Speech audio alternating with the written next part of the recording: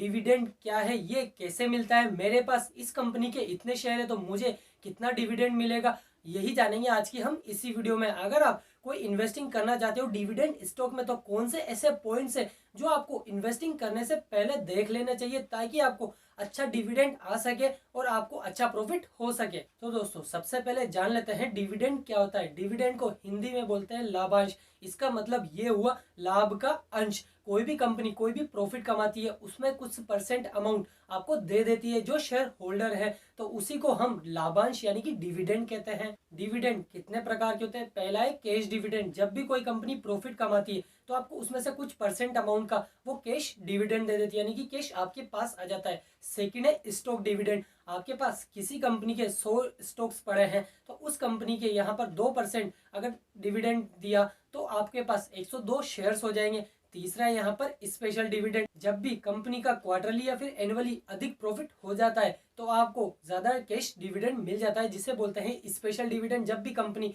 Profit कमाती है तो वो स्पेशल डिविडेंड घोषित करती है। नेक्स्ट है DRIPS यानी कि डिविडेंड री इन्वेस्टमेंट प्लान। जब भी आपको कोई डिविडेंड दिया जाता है तो कंपनी ये बोलती है कि आपको जो डिविडेंड दिया उसी से वापस शेयर्स खरीद लीजिए, तो ये होता है उसमें डिविडेंड को वापस री इन्वेस्ट करना। अब जानते हैं डिविडेंड यील्ड कैसे कैलकुलेट करते हैं। डिविडेंड यील्ड कैलकुलेट करने का फॉर्मूला है dividend yield is equal to annual जो भी डिविडेंड यील्ड घोषित किया upon current share price into 100। जैसे किसी कंपनी का डिविडेंड यील्ड घोषित किया उसने 10 रुपए का, उसका करेंट शेयर प्राइस चल रहा है 100 रुपए का, इंटू 100 तो कितना हो चुका है यहाँ पर 10 रुपए का 10% का उसका डिविडेंड हो चुका है, यानी कि 10% डिविडेंड की यील्ड है उसकी। और दोस्तों डिविडेंड यील्ड देखने से पहले आपको ये देख लेना है कि उसने डिविडेंड जो घोषित किया है वो फेस वैल्यू पे किया है या फिर करेंट प्राइस पे किया है। जब भी कोई कंपनी फेस वैल्यू पर डिविडेंड जारी करती है तो वो परसेंटेज ज्यादा ही दिखता है। जैसे किसी शेयर की प्राइस है 1000 रुपए की, कंपनी का फेस वैल्यू था 10 रुपए का और कंपनी ने पर शेयर डिविडेंड घोषित किया 5 रुपए का, तो डिविडेंड यील्ड अगर फेस वैल्यू के हिसाब से देखें तो कितनी हो रही है यहाँ पर 50%।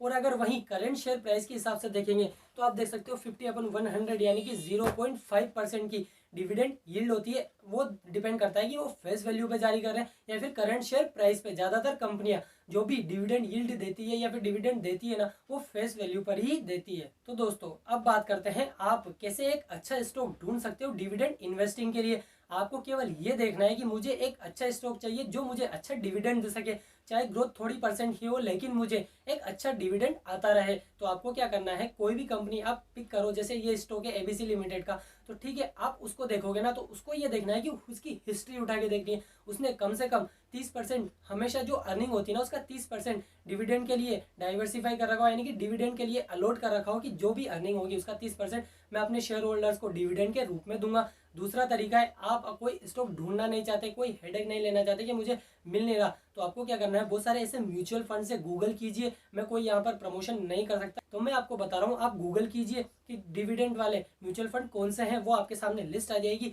उनमें आप देख लीजिए कौन सा अच्छा वाला है। हमने म्यूचुअल फंड सेलेक्ट करने की ट्रिक बता रही है, आप देख लीजिए आई बटन में जाके, जहां से आप बेस्ट म्यूचुअल फंड सेलेक्ट करके एक अच्छा डिविडेंड भी कमा सकते हो। और आपको ये देखना है कि किसी भी स्टॉक का मिनिमम कम से कम 3% तो वो डिविडेंड देती हो। जैसे बहुत सी बड़ी बड़ी कंपनियां हैं यहाँ पर तो वो 3% का तो देती है, जो मोनोपोली उनकी यहाँ पर जो सबसे बड़ा तंबा तो टोबैको प्रोडक्ट बनाती है, तो उसी हिसाब से। और नेक्स्ट है यहाँ पर आपको क्लियर कट पॉलिसी होनी चाहिए कि डिविडेंड दे रहे हैं, यानी कि हर किसी महीने इतना कम चलेगा या किसी टाइम इतना ऊपर चला गया, एक मतलब हाँ ठीक है 19-20 होता रहे लेकिन उसी के आसपास चलता रहे, तो आपको ये भी चीज देखनी है। और दोस्तों जैसा कि मैं आपसे हर बार इन्वेस्टिंग करने से पहले बोलता हूँ, अगर आप इन्वेस्टिंग करना चाहते हो लॉन्ग टर्म के लिए तो आप उसके फंडामेंटल्स भी चेक कीजिए, उसकी बैलेंस शीट चेक कीजिए, उसका कैश फ्लो चेक कीजिए, साथ ही साथ उसके यहाँ पर एसेट्स कितनी है, लायबिलिटी कितनी है, जो हमने बता रखी है। हमारी पुरानी वीडियोस जाके देखिए जहां पर हमने आपको बता रखा है कि आप कैसे एक अच्छा स्टॉक पिक कर सकते हो, तो आप उन ट्रिक से अच्छे स्टॉक को पिक करके डिविडेंड भी कमा सकते हो। तो दोस्तों आशा रखता हूँ आपको इस वीडियो से कुछ वैल्यू मिली होगी। अगर आपको इस वीडियो से कुछ हेल्प हुई है तो प्लीज इस वीडियो को लाइक जरूर कीजिए, चैनल पर नए हो तो चैनल को सब्सक्राइब करके बेल आइकन भी दबा दीजिए। मिलते हैं आपसे अगली और एक्साइटिंग वीडियो में, तब तक के लिए जय हिंद, भारत माता की जय।